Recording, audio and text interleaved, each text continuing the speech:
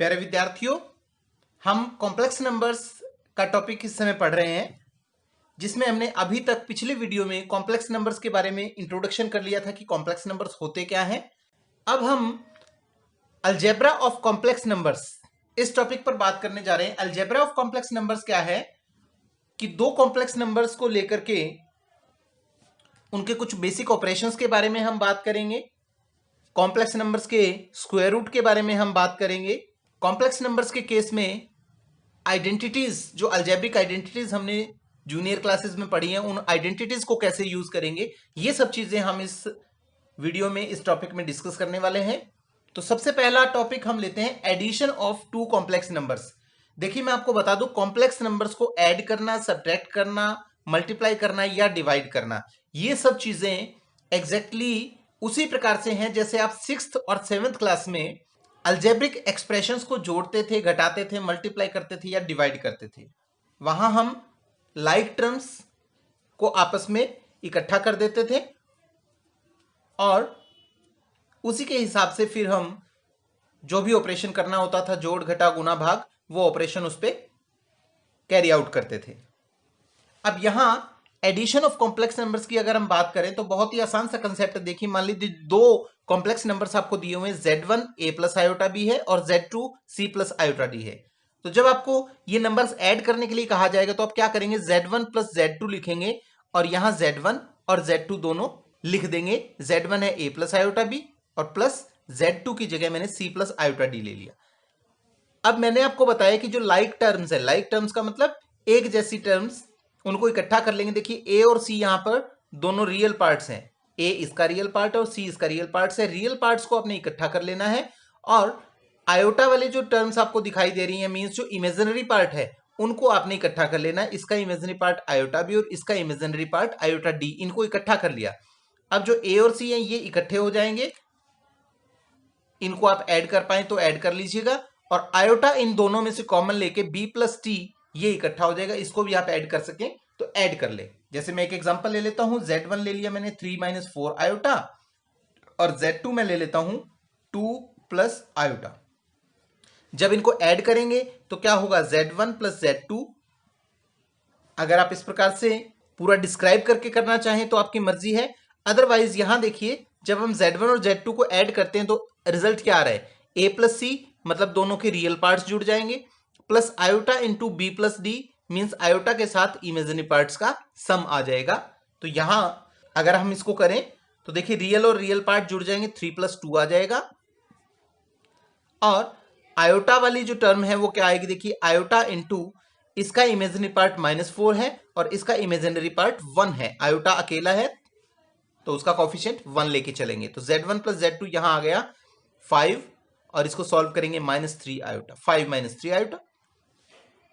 तो इस प्रकार से जो अलजेब्रा के अंदर हम दो अलजेब्रिक टर्म्स की या अलजेब्रिक एक्सप्रेशंस की एडिशन करते हैं, उसी प्रकार से यहां एडिशन होगी। अगर हम बात करें सब्ट्रैक्शन की तो उसमें भी कुछ इसी प्रकार से, जैसे Z1 और Z2 दो मैंने कॉम्प्लेक्स नंबर्स ले लिए, एक ये और एक ये। सपोज इनको सब्ट्रैक्ट करना है तो Z1 - Z2 जैसे आप अलजेब्रा में करते हैं, ठीक वैसे ही पहले आप Z1 ले लीजिए 3 - 4 आयोटा, फिर माइनस Z2 लेंगे 2 प्लस आयोटा, इसको एक्सपेंड कर दीजिए, खोल दीजिए, 3 - 4 आयोटा -2 और ये माइनस प्लस माइनस आयोटा।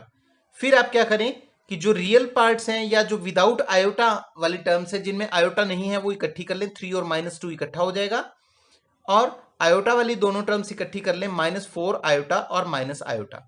इसको जब आप सॉल्व करेंगे तो 3 - 2 1 हो जाएगा, -4 - 1 -5 आयोटा। ये सब्ट्रैक्शन है। नेक्स्ट हम बात करते हैं मल्टीप्लिकेशन ऑफ कॉम्प्लेक्स नंबर्स। देखिए, वही ऑपरेशंस चलते आ रहे हैं जो आपने 2nd 3rd क्लास में सीखे थे, जोड़, घटा, गुना, भाग, एडिशन, सब्ट्रैक्शन, मल्टीप्लिकेशन और डिवीजन। तो हम उनमें से तीसरा ऑपरेशन कॉम्प्लेक्स नंबर्स के साथ करने जा रहे हैं। मान लीजिए Z1 और Z2 दो कॉम्प्लेक्स नंबर्स जैसे पिछले एग्जांपल में थे, 3 - 4 आयोटा और 2 प्लस आयोटा है, आपने उनको मल्टीप्लाई करना है। तो वेरी सिंपली, जिस प्रकार से आप अलजेब्रा में मल्टीप्लिकेशन करते हैं, ठीक वैसे यहां मल्टीप्लिकेशन कर दीजिए। पहले आप इस 3 को लीजिए और इस 2 प्लस आयोटा से मल्टीप्लाई कर दीजिए, राइट। फिर -4 आयोटा को लीजिए और 2 प्लस आयोटा से मल्टीप्लाई कर दीजिए। खोलिए इसको, 3 को 2 से मल्टीप्लाई किया 6, 3 को आयोटा से किया 3 आयोटा, माइनस 4 आयोटा को 2 से किया माइनस 8 आयोटा, फिर माइनस 4 आयोटा को आयोटा से कीजिए, ये आ जाएगा माइनस 4 आयोटा स्क्वायर। अब ये हो गया 6 प्लस 3 आयोटा माइनस 8 आयोटा। अब इस टर्म को देखिए, आपने पीछे पढ़ा है आयोटा स्क्वायर की वैल्यू जो है वो -1 होती है, राइट। तो आयोटा स्क्वायर की जगह आप -1 पुट करेंगे तो -4 इंटू -1 वो क्या होगा, +4 हो जाएगा। मीन्स आयोटा स्क्वायर जिस भी नंबर के साथ मल्टीप्लाई होगा उसका साइन चेंज कर देगा, क्योंकि आयोटा स्क्वायर की वैल्यू -1 है।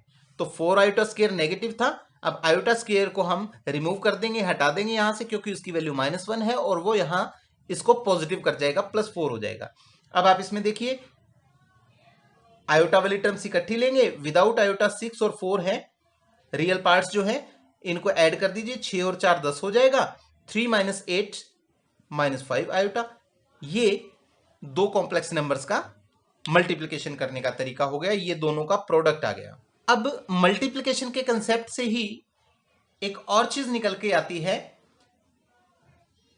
कि किसी भी कॉम्प्लेक्स नंबर की अगर हम स्क्वायर या क्यूब या कुछ और पावर रेज करना चाहें तो कैसे होगा।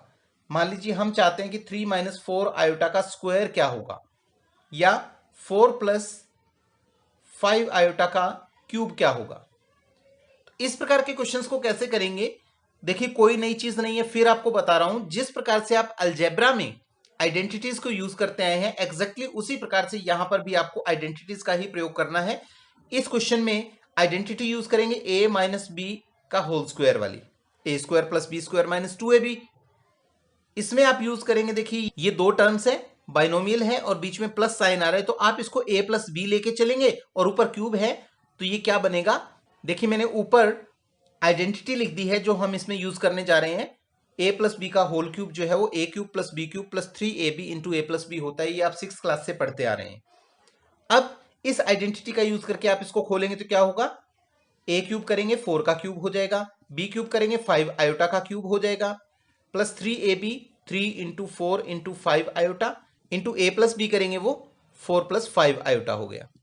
अब आप इसको खोल लीजिए, 4 का क्यूब करेंगे 64 हो जाएगा, 5 का cube 125 into iota cube, plus 3 × 4 = 12, 12 × 5 = 60, 60 iota, ये 60 आयोटा हो गया, इसको 4 से मल्टीप्लाई करेंगे 240 आयोटा आ जाएगा, और 60 आयोटा को फिर 5 से मल्टीप्लाई करेंगे तो 300, 60 × 5 300, और आयोटा आयोटा 2 बार आ रहा है तो आयोटा स्क्वायर आ जाएगा। तो इस प्रकार से इसमें कुछ जो टर्म्स आएंगी वो एक विदाउट आयोटा टर्म आ रही है, एक आयोटा वाली आ रही है, एक आयोटा स्क्वायर की टर्म आ रही है और एक आयोटा क्यूब वाली टर्म आ रही है। अब आप इसको सिंप्लीफाई कर लीजिए, 64 प्लस 125 आयोटा क्यूब है, आपने पढ़ा है पीछे कि आयोटा क्यूब जो है वो माइनस आयोटा के इक्वल होता है, तो आप यहां माइनस आयोटा रखेंगे, मल्टीप्लाई होगा तो -125 आयोटा हो गया। नेक्स्ट 240 आयोटा है, और ये जो है ये -300 हो जाएगा, आयोटा स्क्वायर की वैल्यू -1 होती है, तो आयोटा स्क्वायर को -1 करने से 300 × -1 -300 हो गया। अब आप इसमें 64 और -300 को इकट्ठा कर लीजिए, आप 64 में से 300 घटाएंगे -236 हो जाएगा, और 240 आयोटा और 125 आयोटा इनको आपस में सब्ट्रैक्ट करेंगे तो ये 115 आयोटा आ जाएगा, तो ये इसका क्यूब हो जाएगा। तो आप यहां देख रहे हैं कि जब भी हम कोई दो नंबर्स को मल्टीप्लाई करते हैं या ऐड करते हैं या फिर सब्ट्रैक्ट करते हैं या फिर स्क्वायर करते हैं किसी कॉम्प्लेक्स नंबर का या क्यूब करते हैं, तो जो रिजल्ट आ रहा है वो रिजल्ट भी कॉम्प्लेक्स नंबर की शेप में ही आ रहा है, a + आयोटा b की फॉर्म में ही आ रहा है, उसमें एक रियल पार्ट और एक इमेजिनरी पार्ट के अलावा तीसरी कोई टर्म नहीं है। तो यहां से रिजल्ट ये भी निकलता है कि आप कोई भी दो कॉम्प्लेक्स नंबर्स को आपस में ऑपरेट करें या एक कॉम्प्लेक्स नंबर की कोई पावर रेज करते हैं तो उससे जो रिजल्ट आएगा वो हमेशा a + आयोटा b की फॉर्म में ही आएगा। अब हम बात करते हैं कि दो कॉम्प्लेक्स नंबर्स को अगर डिवाइड किया जाए तो क्या होगा, डिवीजन ऑफ कॉम्प्लेक्स नंबर्स, ये हम अगला कंसेप्ट पढ़ने जा रहे हैं। और यहां भी हम ये देखने का प्रयास करते हैं कि अगर दो कॉम्प्लेक्स नंबर्स को आपस में डिवाइड किया जाए तो जो रिस्पॉन्स आएगा, जो आंसर आएगा, रिजल्ट आएगा, वो किस प्रकार का आएगा? क्या वो भी a plus iota B type का आएगा? आइए देखते हैं। देखिए, जब हम दो नंबर्स को डिवाइड करते हैं, कॉम्प्लेक्स नंबर्स को, तो इसका तरीका थोड़ा सा डिफरेंट है। जैसे ऑर्डिनरी हम अलजेब्रा में जमा घटा गुना करते हैं, वैसे यहां जमा घटा गुना हमने कर ली, लेकिन भाग का तरीका जो है वो यहां थोड़ा सा डिफरेंट है। मुश्किल नहीं है, थोड़ा अलग है। तो यहां भाग आप कैसे करेंगे? देखिए, Z1 को आपने Z2 से भाग करना है, मीन्स Z1 बाई Z2 निकालना है।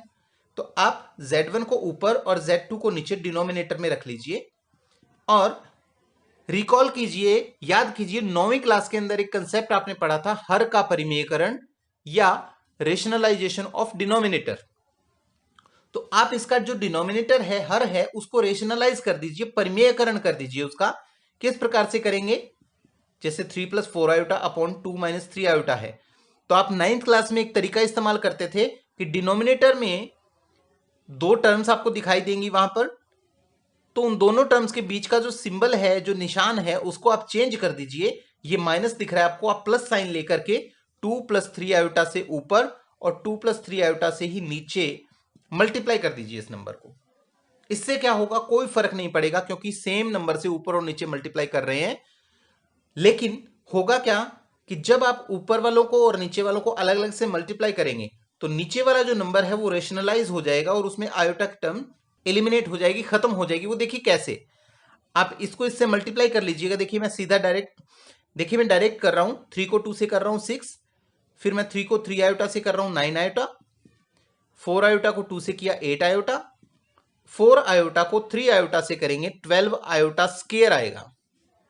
नीचे, अब नीचे आपको इस प्रकार से एक्सपेंड करके मल्टीप्लाई करने की जरूरत नहीं है। देखिए, एक बार दोनों टर्म्स के बीच में माइनस है और एक बार उन्हीं दो के बीच में प्लस है, तो आप यहां आइडेंटिटी यूज करेंगे, ए स्क्वायर माइनस बी स्क्वायर वाली, ए माइनस बी और ए प्लस बी का मल्टीप्लिकेशन करते हैं तो ए स्क्वायर माइनस बी स्क्वायर, यानी कि 2 का स्क्वायर माइनस 3 आयोटा का स्क्वायर, राइट। अब आप खोलिए इसको, ये आ गया 6 प्लस ये 9 आयोटा और 8 आयोटा 17 आयोटा हो गया। 12 आयोटा स्क्वायर जो है वो माइनस 12 हो जाएगा, क्योंकि आयोटा स्क्वायर की वैल्यू -1 आप रखेंगे। नीचे 2 का स्क्वायर 4 माइनस 3 का स्क्वायर 9 आयोटा स्क्वायर हो जाएगा।